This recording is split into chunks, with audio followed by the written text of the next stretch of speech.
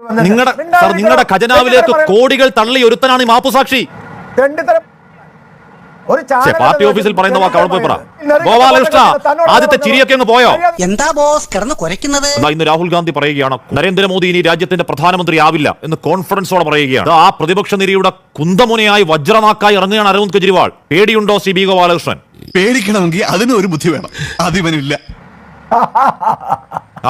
പേടിയല്ല, എനിക്ക് വാസ്തവത്തിൽ ചിരിയാണ്. ആ ചിരിയിൽ തന്നെ ഒരു പേടിയുണ്ട്. ഞാൻ ചിരിക്കുമ്പോൾ ഞാൻ പേടിക്കുന്നില്ല, എന്റെ ചിരി കേട്ടിട്ട് നിങ്ങൾക്ക് ഭയമുണ്ട്. നീ പേടിക്കണം, അത്രേ ഉള്ളോ? ഇത്ര മതിയോ? രാജ്യത്തിന്റെ കാവൽക്കാരൻ കള്ളനാണ് എന്ന മുദ്രാവാക്യം മുഴക്കി കോൺഗ്രസ് രംഗത്ത് വന്നു. ഞാനതല്ലാന്ന് എനിക്ക് തെളിയിക്കണം. സത്യമോള് മനസ്സിലാക്കിയ സ്ഥിതിക്ക് ഇനി എങ്ങനെ തെളിയിക്കും? അരവിന്ദ് കെജ്രിവാൾ എന്ന രാഷ്ട്രീയക്കാരനെ പിടിച്ച് തുറുങ്കിലടയ്ക്കുന്നു, ഇന്ന് പ്രമേഹം കൂട്ടി ജാമ്യം കിട്ടാൻ മാങ്ങ കഴിക്കുന്നു എന്ന് ഇ ഡി പോലൊരു പ്രീമിയർ ഏജൻസി കോടതിയിൽ പരിഹാസ്യവാദങ്ങൾ ഉന്നയിക്കുന്നു. ഇത്രമാത്രം ഫ്രസ്ട്രേറ്റഡ് ആയിരുന്നു ഇ ഡിയും അതിനെ നയിക്കുന്നവരും അരവിന്ദ് കെജ്രിവാൾ പുറത്തേക്ക് വരുന്നതിൽ എന്ന് വ്യക്തമല്ലേ? രാജ്യത്തിന് വ്യക്തമല്ലേ ബി ഗോപാലകൃഷ്ണൻ? കാര്യം സത്യമാണെങ്കിലും എനിക്ക് അംഗീകരിച്ചു കൊടുക്കാൻ പറ്റുമോ?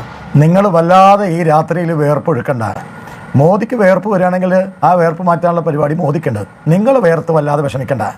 മോദി ഞങ്ങളെ ഓർത്തും നിങ്ങൾ വിഷമിക്കണ്ട. നീ ദുഃഖിക്കാണ്ടിരുന്നാ മതി. ആലോചിച്ച് നോക്കൂ, എന്തൊരു വരവാണത്. രാജ്യ തലസ്ഥാനത്ത് പ്രധാനമന്ത്രി നരേന്ദ്രമോദിയുടെ മൂക്കിൻ കീഴിൽ ഒരു കുറിയ മനുഷ്യൻ പതിഞ്ഞ ശബ്ദത്തിൽ നിങ്ങളെയൊക്കെ വെല്ലുവിളിച്ച് നിൽപ്പാണ് അവിടെ. അതിനെക്കുറിച്ച് പറ ബി ഗോപാലകൃഷ്ണൻ. ചെറിയൊരു ക്ലൂ തന്നാ ഞാൻ ഇപ്പൊ പറയാം.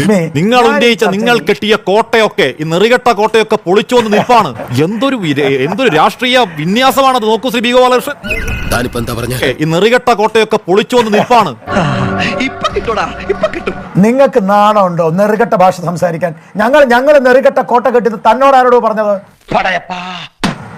ഒരു 24-ന്റെ ചാനൽ പറയാ ഞങ്ങൾ നെറുകെട്ട കോട്ട കെട്ടിയെന്ന്. നിങ്ങൾ ചർച്ച ചെയ്യണം. നിങ്ങൾ എന്താ പിന്നെ മാന്യമായി ചർച്ച ചെയ്യണം. ഒന്ന് പോവാടമാരെ പോയി തരത്തി പോയി കളിക്കടാ.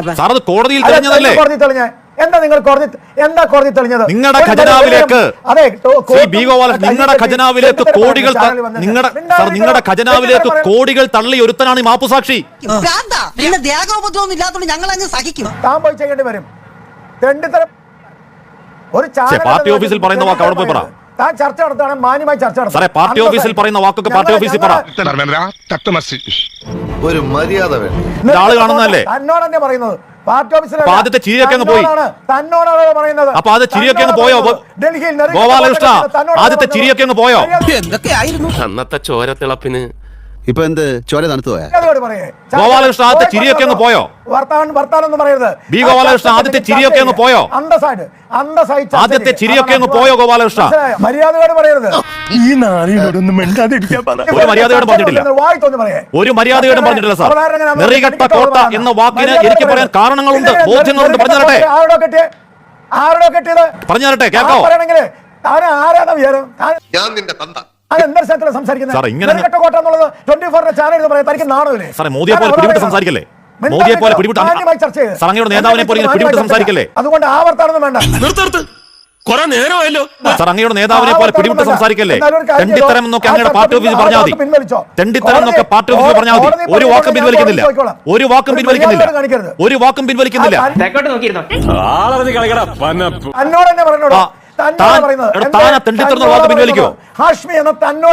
ഞാൻ പറയുന്നത് സി ബി ഗോപാലകൃഷ്ണൻ തെണ്ടിത്തരം എന്ന വാക്ക് പറഞ്ഞാണ് ഈ ചർച്ചയിൽ. ഞാൻ പറയാം. അത് പാർട്ടി ഓഫീസ് പറഞ്ഞാൽ നീ ഇത്രയും സംസ്കാരമുള്ള ഒരു കുടുംബത്തിൽ പിറന്നവനാണെന്ന് എനിക്ക് ഇപ്പോഴാണ് മനസ്സിലായത്. അത് പാർട്ടി ഓഫീസ് പറഞ്ഞാൽ മതി. അത് പിൻവലിക്കോ? അത് പിൻവലിക്കോ? അത് നിങ്ങൾ പറ. അത് ഒന്ന് കേൾക്കോ? പറഞ്ഞ എന്ത് പറഞ്ഞാലോ നാണോ ഇല്ലടോ? ഇപ്പൊ ശരിയല്ലേ? പിന്നെ ഒന്ന് കേൾക്ക സാറേ. മാന്യമായി നടത്ത്.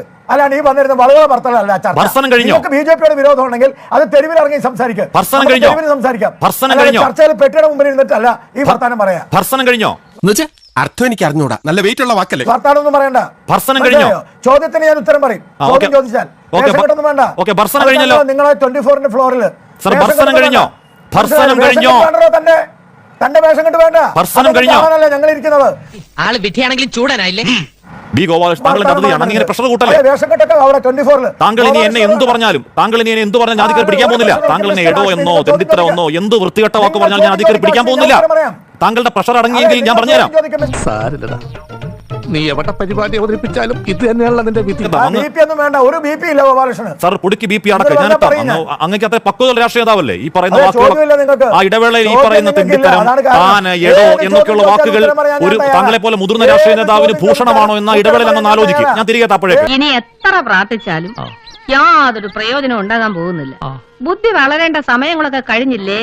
BJPയുടെ നേതാവും ഇന്ത്യയുടെ പ്രധാനമന്ത്രിയും നെറുകെട്ടവനാണെന്ന് ഈ നെറുകേട് മാത്രം വിളിച്ചു വരുന്ന ഈ കോൺഗ്രസിന്റെ നെറുകെട്ടവനായ പ്രതിനിധി ഇവിടെ വന്ന് സംസാരിച്ചപ്പോൾ എന്താ മിസ്റ്റർ, കഴിഞ്ഞ പ്രാവശ്യം ഞാൻ ഉപയോഗിച്ച വാക്ക് ഉപയോഗിക്കുന്നില്ല, നിങ്ങളുടെ വായിൽ എന്താ പുട്ടായിരുന്നോ?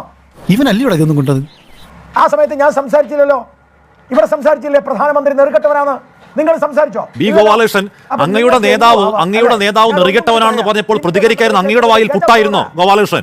കിട്ടിയാ? ഇല്ല, ചോദിച്ചു വാങ്ങിച്ചു. ബി ഗോപാലകൃഷ്ണൻ അങ്ങയുടെ നേതാവ് നെറുകെട്ടവനാണെന്ന് രാജീവ് പിന്നാലെ പറഞ്ഞപ്പോൾ മിണ്ടാതിരുന്ന അങ്ങയുടെ വായിലായിരുന്നോ പുട്ട്? ഇത് പറയാൻ നമുക്ക് അറിയാലോ ഈ വാക്കൊക്കെ. നിങ്ങളാണ് ചെയ്യേണ്ടത്. ഞാനാണോ ചെയ്യേണ്ടത്? അങ്ങല്ലേ സാർ അങ്ങയുടെ നേതാവിനെ പറ്റി പറഞ്ഞതാണ്. നിങ്ങളാണ് ചെയ്യേണ്ടത്. സാർ അങ്ങയുടെ നേതാവിനെ പറ്റി പറഞ്ഞതാണ്. ഇപ്പൊ നവീൻജിയുടെ നേതാവിനെ പറ്റി അങ്ങ് കള്ളൻ എന്ന് പറഞ്ഞപ്പോ നവീൻജി ഇടപെട്ടതുപോലെ അങ്ങയുടെ നേതാവ് നെറുകെട്ടവനാണെന്ന് രാജീവ് പിന്നാലെ രാഷ്ട്രീയം പറഞ്ഞപ്പോൾ അങ്ങ് മിണ്ടാതിരുന്നത് അങ്ങയുടെ വായിൽ പുട്ടായതുകൊണ്ടാണോ? ആ യുക്തിപ്രകാരം പുട്ടും പഴം അവിടെ ഇരിക്കട്ടെ. നേരത്തെ മറുപടി പറ. എന്റെ മാന്യത കാണിച്ചു. സാർ പുട്ടും പഴമൊക്കെ അവിടെ ഇരിക്കട്ടെ, അങ്ങ് മറുപടിയിലേക്ക് വാ. നിങ്ങൾ അതിന് കൈയടിച്ചു. സാർ പുട്ടും പഴം അവിടെ ഇരിക്കട്ടെ, അങ്ങ് മറുപടിയിലേക്ക് വാ. നാണം വേണം സർ. അതുകൊണ്ടാണ് ഞാൻ പറഞ്ഞത് ഇന്ത്യ കണ്ടതിൽ വെച്ച് ഏറ്റവും വലിയ ഗജ ഫ്രോഡ്, ഇന്ത്യ കണ്ടതിൽ വെച്ച് ഏറ്റവും വലിയ ഗജ ഫ്രോഡാ ഈ കെജ്രിവാള്. അവനെ ഞങ്ങൾ വെറുതെ വിടൂല. നിങ്ങൾ അതിന് കിടക്കുന്നു. വെല്ലുവിളിക്കാൻ ബി ഗോപാൽ ഒരു തെളിവ് പുറത്തു കാണിക്കാം. വെല്ലുവിളിക്കാൻ നിങ്ങൾക്ക് പറയാനില്ല. സാർ വെല്ലുവിളിക്കാൻ താങ്കൾ ഈ പറയുന്ന ആത്മവിശ്വാസത്തിന് അടിസ്ഥാനമായി തെളിവിന്റെ ഒരൊറ്റ പേപ്പർ കാണിക്കാവോ? അങ്ങനെ പറയരുത്. അഭിഭാഷകനായ അങ്ങേക്ക് ഒരൊറ്റ പേപ്പർ കാണിക്കാവോ? പൊട്ടന്മാർക്ക് മനസ്സിലാവും. അഭിഭാഷകനായ അങ്ങേക്ക് ഒരൊറ്റ പേപ്പർ കാണിക്കാവോ? സുപ്രീം കോടതിയിൽ പലയാവർത്തി ജാമ്യ ഹർജി വന്നതല്ലേ, പലയാവർത്തി അഫിഡവിറ്റുകൾ വന്നതല്ലേ, പലയാവർത്തി സത്യവാങ്മൂലങ്ങൾ വന്നതല്ലേ? ഒരൊറ്റ തെളിവ് കാണിക്കാവോ? ഇറങ്ങി ഓടാന്ന് വെച്ച വഴിയും പരിചയമില്ല. ഇതിനേക്കാൾ നല്ല ഒരൊറ്റ തെളിവ് കാണിക്കാവോ ഗോപാലകൃഷ്ണ? ഇതിനേക്കാൾ ഒരൊറ്റ തെളിവിന്റെ ഒരു കീറക്കഷ്ണം കാണിക്കാവോ? അല്ലെങ്കിൽ രാഹുൽ ഗാന്ധിയുടെ വീട്ടിൽ വരെ വേലയ്ക്ക് ഒരു തെളിവിന്റെ കീറക്കഷ്ണം കാണിക്കാൻ കഴിയുമോ? 10,000 മലയാളികളുള്ള ഈ ബോംബെയിൽ മുതലാളി അയുടെ മുപ്പിൽ തെറ്റെന്ന് ചാടിയല്ലോ. അഭിഭാഷകൻ അങ്ങയോട് ഞാൻ ചോദിക്കുന്നു, സാർ ക്യാപ്സൂൾ തരേണ്ട, ഒന്നും വരില്ല, കാര്യം ഒന്നുമില്ല, തെളിവില്ല. അതുകൊണ്ടാണ് അങ്ങ് ഫോണിലേക്ക് ആകാംക്ഷാപൂർവ്വം അങ്ങയുടെ സൈബർ സെല്ലിൽ അയക്കുന്ന തെളിവ് നോക്കണ്ട, തെളിവ് വരില്ല, തെളിവില്ല. അപമാനിച്ചേ ഞങ്ങി ഞാൻ പോയിക്കോട്ടെ. അതെന്ത് വസ്തുരൂപമാണ്? ഞങ്ങളാരും പഠിച്ചിട്ടില്ല മനുഷ്യന്മാരെ വസ്തുരൂപം കണ്ട് തിരിച്ചറിയാൻ. അല്ലാതെ തുള്ളണ്ട മാധു, അതിനുള്ളതൊന്നും ഇല്ല. താൻ ഞാൻ എത്രയുണ്ടെന്ന് അളക്കാൻ അഡ്വക്കേറ്റ് ബി ഗോപാലകൃഷ്ണനെ ഞാൻ ഏൽപ്പിച്ചിട്ടില്ല. മറ്റുള്ളതൊക്കെ നിങ്ങൾ കണ്ണടച്ച് കളയും. മുസ്ലിം എന്ന് പറയുമ്പോൾ മാത്രം നിങ്ങൾക്ക് പെട്ടെന്ന് കൊണ്ടുപോകും അല്ലേ? പ്രധാനമന്ത്രി മുതൽ ഈ താഴെത്തട്ടിലുള്ള ഞങ്ങളെപ്പോലെയുള്ള BJP പ്രവർത്തകർ വരെ സത്യസന്ധമായ ജീവിതവും സത്യസന്ധമായ അഭിപ്രായവും സത്യസന്ധമായ രാഷ്ട്രീയവുമാണ് ഞങ്ങൾ പറയുന്നത്. CPM-ന്റെ പ്രതിനിധി അദ്ദേഹം പണ്ട് പറഞ്ഞത്, ഞങ്ങളിലില്ല ക്രൈസ്തവ രക്തം, ഞങ്ങളിലില്ല ഇസ്ലാം രക്തം, ഞങ്ങളിലില്ല മുസ്ലിം രക്തം, ഞങ്ങളിലില്ല ഹിന്ദു രക്തം, ഞങ്ങളിലുള്ളത് മാനവരക്തം. ഈ മാനവരക്തത്തിനു വേണ്ടി സംസാരിക്കുന്നവർ സ്വന്തം കുഞ്ഞിനെ പള്ളിയിൽ പോയി മാമോദിസ മുക്കുന്നത് എന്തിനാ? അതുകൊണ്ട് ഇപ്പൊ എന്താ? മൻമോഹൻ സിംഗ് 2006 പറഞ്ഞതിൽ രാജ്യത്തിന്റെ വിഭവങ്ങൾ, ആ വിഭവങ്ങളിലെ പ്രധാനപ്പെട്ട അവകാശി മുസ്ലിം എന്ന വാക്ക് ഉപയോഗിച്ചിട്ടുണ്ടോ ഇല്ലയോ? ബജറ്റിൽ 15% എക്സ്ക്ലൂസീവായി വിഭജിച്ചു കൊടുക്കും മുസ്ലിങ്ങൾക്ക് എന്ന് മുൻ പ്രധാനമന്ത്രി മൻമോഹൻ സിംഗ് പറഞ്ഞിട്ടില്ല. തിരിയാത്ത പേരടിക്ക് നോക്കി ഒരു ഒറ്റ അടി കോയാക്കാം. മുസ്ലിം എന്നല്ല, പൂവർ മുസ്ലിം എന്നാണ് പറഞ്ഞത്. അതിന് മുൻപ് ആദിവാസികൾ എന്നടക്കമുള്ള പരാമർശങ്ങളുണ്ട്. ബി ഗോപാലകൃഷ്ണൻ പൂവർ മുസ്ലിം എന്ന് പറഞ്ഞിട്ടുണ്ട്. അതിന്റെ കൂടെ പിന്നാക്ക വിഭാഗങ്ങൾ, ആദിവാസികൾ, മുസ്ലിം എന്ന് തുടങ്ങി. അല്ലല്ല, അതെങ്ങനെയാ? മറ്റുള്ളതൊക്കെ നിങ്ങൾ കണ്ണടച്ച് കളയും. മുസ്ലിം എന്ന് പറയുമ്പോൾ മാത്രം നിങ്ങൾക്ക് പെട്ടെന്ന് കൊണ്ടുപോകും അല്ലേ? അതുകൊണ്ട് തന്നെയാണ് പറഞ്ഞത്. പിന്നെ അല്ലല്ല, ഇന്ത്യയിലെ മുസ്ലിങ്ങൾക്കെതിരല്ല എന്നിട്ട് അവർ പറഞ്ഞു മേടിപ്പിച്ചു, ഇവർ പറഞ്ഞു മേടിപ്പിച്ചു എന്ന് പറഞ്ഞില്ലേ? 2019 ദുംകയിൽ, ജാർഖണ്ഡിൽ പ്രധാനമന്ത്രി പറഞ്ഞെന്താ? CAA-ക്കെതിരെ പ്രൊട്ടസ്റ്റ് ചെയ്യുന്നവരുടെ വസ്ത്രം കണ്ടാൽ അറിയാം എന്ന് പറഞ്ഞത് എന്ത് വിചാരിച്ചിട്ടാണ്? സ്വന്തം ഇഷ്ടത്തിന് തട്ടിവിടുന്നത്. എന്താ സംശയം? ശരിയല്ലേ? പ്രതിഷേധിക്കുന്നവരുടെ വസ്ത്രം മാത്രമല്ല, രൂപം കണ്ടാലും അറിയാം. അതെന്ത് വസ്ത്രരൂപമാണ്? ഞങ്ങളാരും പഠിച്ചിട്ടില്ല മനുഷ്യന്മാരെ വസ്ത്രരൂപം കണ്ട് തിരിച്ചറിയാൻ. ആ പഠിപ്പ് നിങ്ങളുടേതാണ്. മാന്യതയുള്ള മാധ്യമങ്ങൾ കൃത്യമായി പറയണമായിരുന്നു. നിങ്ങൾ പറഞ്ഞില്ലല്ലോ. എന്ത് പറയണമായിരുന്നു? അല്ല, രാജ്യത്തെ ജനങ്ങളെ വസ്ത്രരൂപം കൊണ്ട് തിരിച്ചറിയണം എന്ന് മാന്യതയുള്ള മാധ്യമങ്ങൾ പറയണമായിരുന്നോ? പ്രധാനമന്ത്രി പറഞ്ഞു, നിങ്ങളുടെ രാഷ്ട്രീയ നേതാവ് പറഞ്ഞു. അതെന്തുകൊണ്ടാണ്? CAA കുറിച്ച് നിങ്ങൾ എന്താ പറഞ്ഞത്?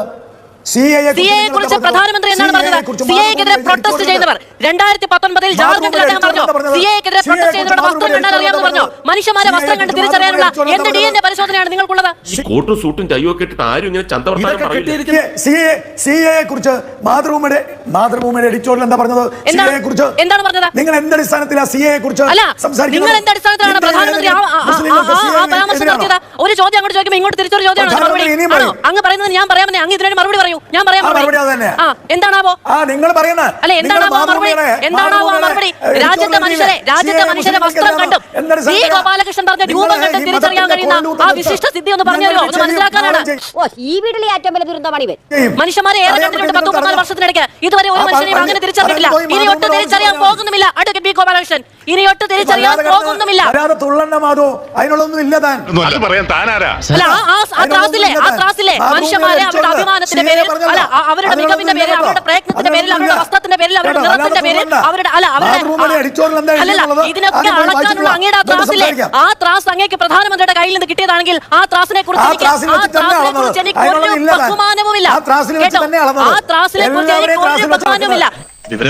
മനസ്സിലായി. ഞാൻ എത്രയുണ്ടെന്ന് അളക്കാൻ അഡ്വക്കേറ്റ് ബി ഗോപാലകൃഷ്ണനെ ഞാൻ ഏൽപ്പിച്ചിട്ടില്ല. അങ്ങ് എത്രയുണ്ടെന്ന് ഞാൻ അളക്കാത്ത കാലത്തോളം അഡ്വക്കേറ്റ് ബി ഗോപാലകൃഷ്ണൻ അങ്ങേക്ക് അത്ര ആധിപത്യ മനോഭാവമുള്ള മനുഷ്യരെ അളന്നാൽ മതി കേട്ടോ. അങ്ങേക്ക് അത്ര ആധിപത്യമുള്ള മനുഷ്യന്മാരെ അളന്നാൽ മതി. ആ മനുഷ്യരെ കുറിച്ച് എനിക്ക് സഹതാപമേ ഉള്ളൂ. അങ്ങ് അളക്കാൻ നിൽക്കുന്ന ചില മനുഷ്യരുണ്ടല്ലോ, അവരെ കുറിച്ച് എനിക്ക് സഹതാപമേ ഉള്ളൂ. എന്നെ അളക്കണ്ട കേട്ടോ. ഏറ്റവും ഒടുവിൽ എന്റെ കുടുംബത്തിൽ പിറന്ന എന്റെ കുഞ്ഞിനെ വരെ അദ്ദേഹം ഇവിടെ സംസാര വിഷയമാക്കി. എനിക്ക് അതിനോടൊന്നും അനുഭവമില്ല. കാരണം എന്താണ്? ചർച്ചയിൽ വന്നിരിക്കുന്ന സംഘപരിവാർ രാഷ്ട്രീയത്തിന്റെ പ്രതിനിധിയുടെ പേര് ഗോപാലകൃഷ്ണൻ എന്നുള്ളതാണ്. അദ്ദേഹത്തിൽ നിന്ന് ഇതല്ലാതെ മറ്റെന്താണ്? ഞാനല്ല, കേരളത്തിൽ മലയാളികൾ പ്രതീക്ഷിക്കുക. അങ്ങേക്ക് എന്റെ കുഞ്ഞിനെ സംബന്ധിച്ച് അറിയണമല്ലേ? അങ്ങ് രാഷ്ട്രീയം സംസാരിക്കുമ്പോൾ എന്റെ കുടുംബത്തെ സംബന്ധിച്ചും എന്റെ ചോരയിൽ പറഞ്ഞ കുഞ്ഞിനെ സംബന്ധിച്ചും അങ്ങ് ആക്ഷേപം ഉന്നയിക്കും. ആ ആക്ഷേപം ഉന്നയിക്കാനുള്ള അങ്ങയെ പ്രേരിപ്പിക്കുന്ന ഘടകം എന്താണ്?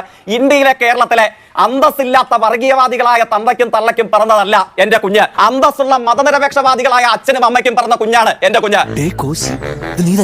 അവൻ നാളെ എനിക്കുറപ്പുണ്ട് ഗർഭിണിയായ സ്ത്രീയെ ബലാത്സംഗം ചെയ്ത അവരുടെ വയറ്റിൽ നിന്ന് ഭ്രൂണത്തെ എടുത്ത് വലിച്ച് പുറത്തിടാൻ നടക്കുന്ന അങ്ങയുടെ RSSൽ അവൻ ഉണ്ടാവില്ല. പള്ളി തകർക്കാൻ, അമ്പലം തകർക്കാൻ, അതേപോലെ മനുഷ്യന്മാരെ കൊന്ന് അവരുടെ രക്തം കുടിക്കാൻ നടക്കുന്ന അങ്ങയടക്കമുള്ള ഇന്ത്യയിലെ അന്തസ് കെട്ട വർഗീയവാദികളിൽ ആ ചോരയിൽ പിറന്നവർ ഉണ്ടാകില്ല.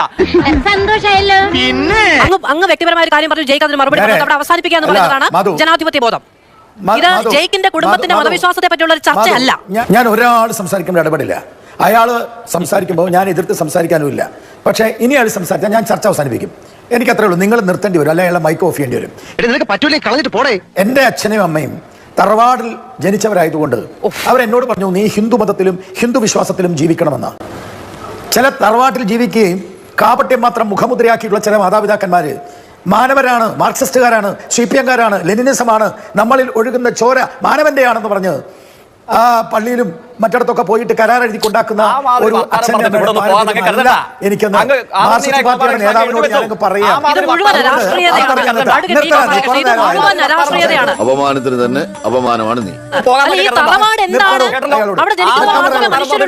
ഇവിടുന്ന് പോകാൻ അങ്ങ് കരുതണ്ട. അതുകൊണ്ട് എനിക്കിതിൽ ഇടപെടാൻ കഴിയില്ല. അങ്ങ് അദ്ദേഹത്തെ വളരെ വ്യക്തിപരമായാണ് അധിക്ഷേപിക്കുന്നത്. ഇതാണ് അങ്ങയുടെ മര്യാദ. ഞാൻ അങ്ങനെ തന്നെ പറയും. അങ്ങനെ മര്യാദ.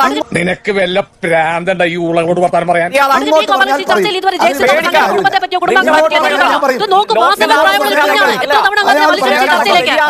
കണ്ടിട്ടുണ്ട്. അയാൾ ഇതിലും ഹീനമായ രാഷ്ട്രീയമായ അധിക്ഷേപങ്ങൾ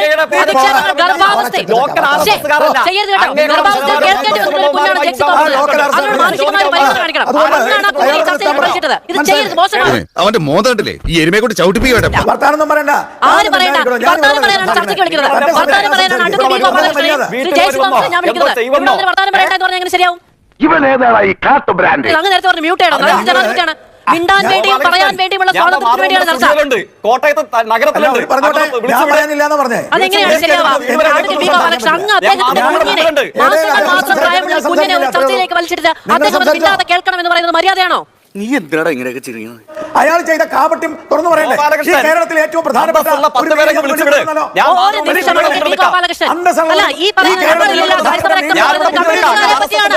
നിമിഷം ഞാനതിനൊരു കാര്യം വരുത്താം.